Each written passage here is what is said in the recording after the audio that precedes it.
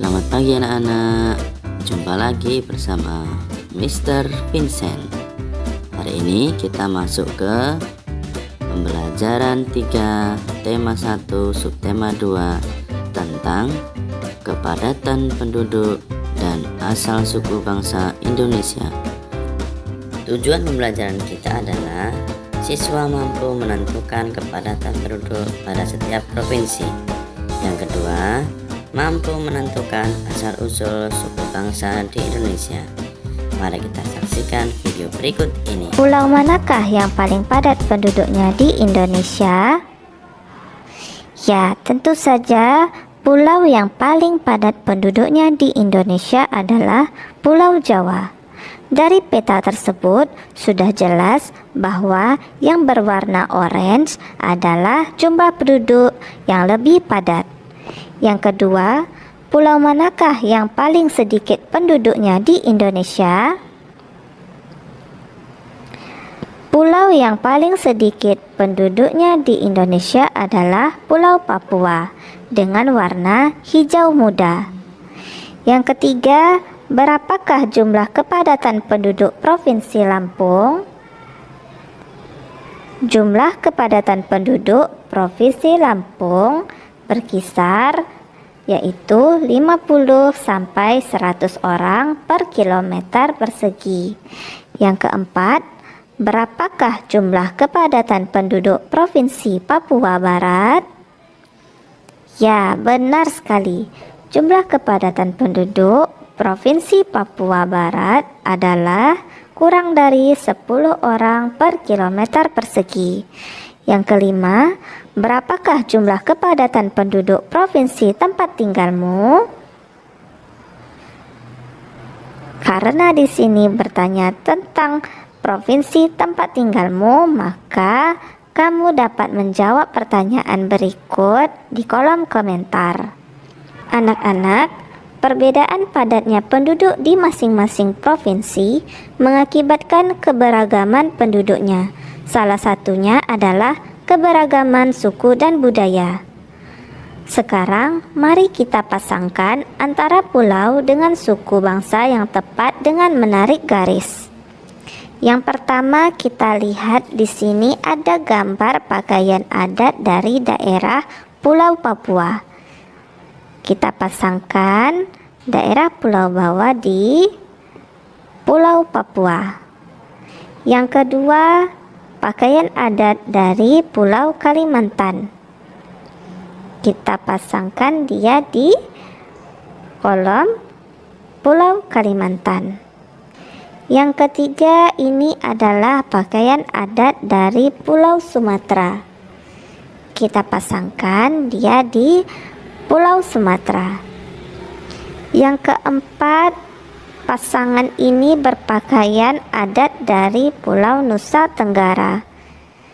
Kita tarik di kolom Pulau Nusa Tenggara. Yang kelima, ini adalah pakaian adat dari Pulau Jawa. Kita pasangkan dia di Pulau Jawa.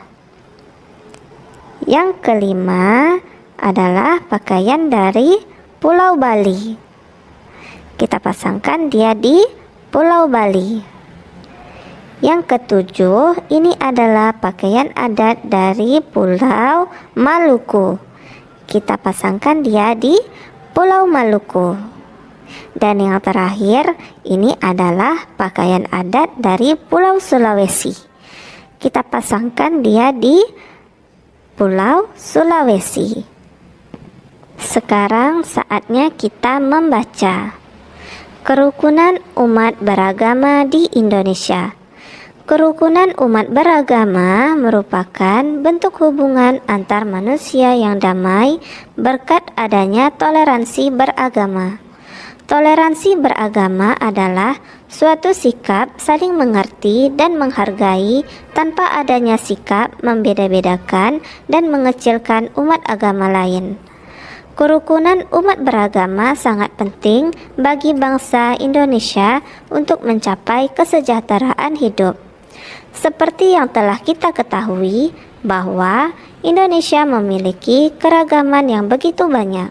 Salah satunya adalah agama. Meskipun mayoritas penduduk Indonesia memeluk agama Islam, namun ada beberapa agama lain yang juga dianut, yakni Buddha, Hindu, Kristen, Katolik, dan Konghucu. Setiap agama tentunya memiliki aturan masing-masing dalam menjalankan ajaran agamanya.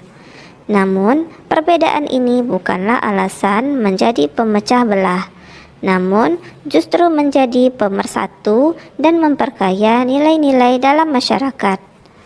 Sebagai satu saudara dalam tanah air yang sama, kita harus menjaga kerukunan umat beragama agar bangsa dan negara kita tetap menjadi satu kesatuan yang utuh. Tri Kerukunan Umat Beragama merupakan program yang dicanangkan pemerintah untuk menciptakan kehidupan beragama, damai, dan rukun.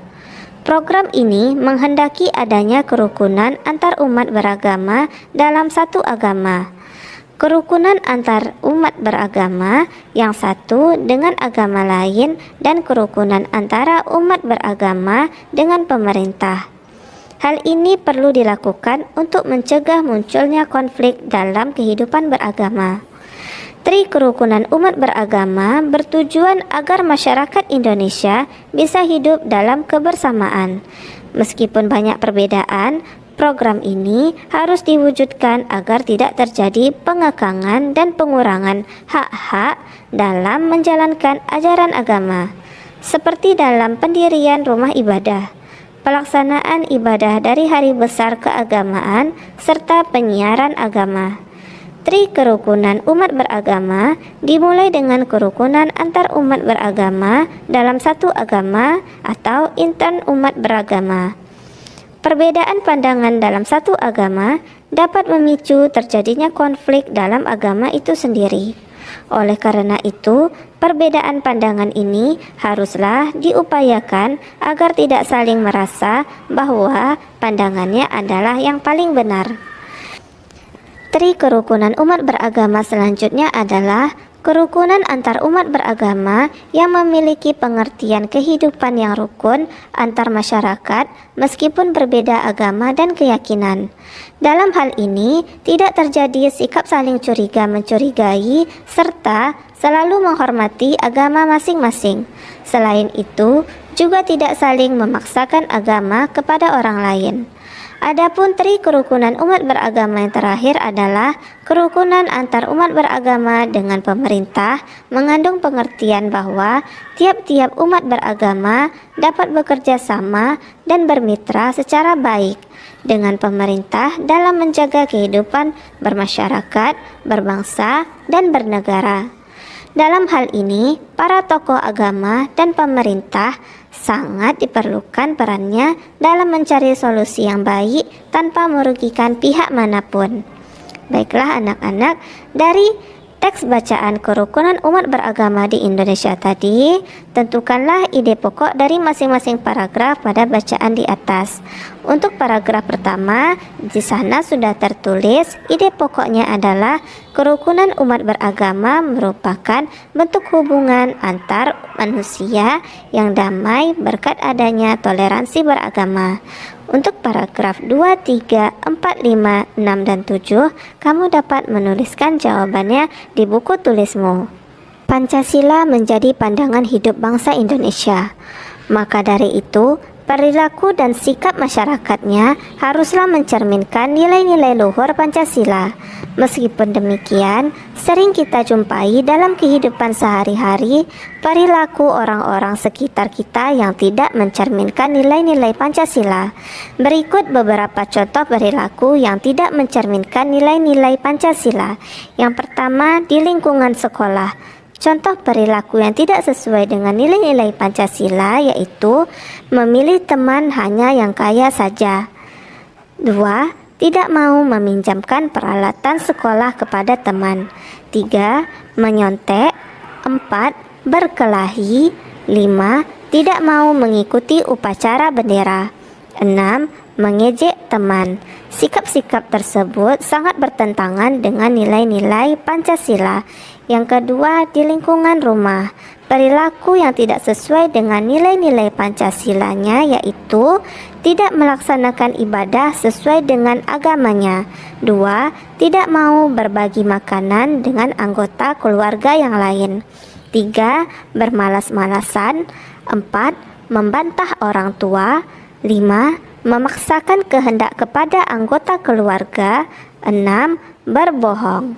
Selanjutnya, di lingkungan masyarakat, contoh perilaku yang tidak sesuai dengan nilai-nilai Pancasila yaitu 1. Tidak mau menjenguk tetangganya yang sakit. 2. Melarang orang lain melakukan peribadahan sesuai dengan agamanya. 3. Minum minuman keras dan berjudi. 4.